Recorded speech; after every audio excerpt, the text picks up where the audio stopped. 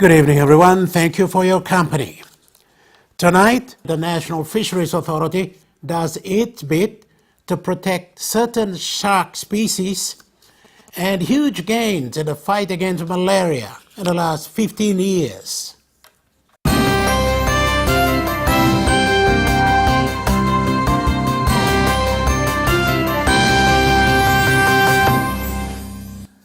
The National Fisheries Authority has moved to protect a certain shark species and race. Fishing for those in PNG waters will be illegal. Why and how? This report from Kevin Deonga.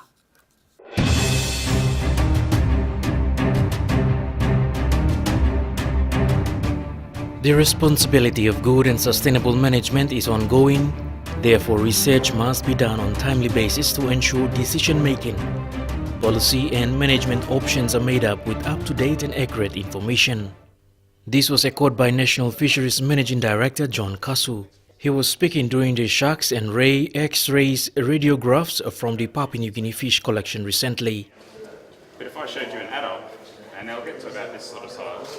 So the increases in production are largely driven by increased prices paid by shark products in Asia and the East, with which some of the shark products can be processed and transported for export. The high price offered for the shark products resulted in increased targeting of sharks by the long-line fishing vessels, which subsequently prompted NFA to consider the introduction of the shark management plan in mid-February 2001. There is a growing concern on shark population. Kasu said the findings would help them manage, conserve and protect rays and sharks found in PNG waters. In 2013, however, as a result of conservation measures, the silky shark and oceanic white-tip sharks have been actually banned. And therefore, I think the long-line fishery in PNG, we decided to abolish the long-line fishery. So we don't have a long-line fisheries targeting shark at the moment. It was highlighted that sharks and ray resources provide a major export industry for Papua New Guinea, but are generally and poorly understood. These resources are vulnerable to over-exploitation, and diminishing stock levels will negatively impact the livelihoods of local fishermen. In line with the FEED and FAO International Plan of Action for Sharks, PNG has been required actively to manage the resources. Only shark products exported from Papua New Guinea. Shark meat volume increased from 18 metric tons in 1990 with 16,000 kina to now it's about 1,685 metric tons with 2.3 million kina. For frozen shark fin exports increased from 1.2 metric tons in 1991 with 1,400 to now about 134 metric tons with 3.7 million.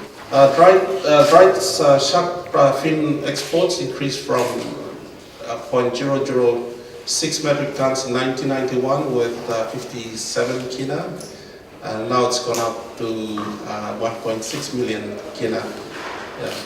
So the increases in production are largely driven by increased prices paid by shark products in Asia and the East, with which some of the shark products can be processed and transported for export. The high price offered for the shark products resulted in increased targeting of sharks by the long-line fishing vessels. Environmental groups are actively campaigning against consumers and producers of shark products, and some countries, including US, have legislated against shark feeding practices. A combination of efforts by scientists from Australia and PNG are working on a project that aims to provide information on specific composition and biological status, annual catches and profitability, with other fisheries characteristics to enable the development of effective management strategies.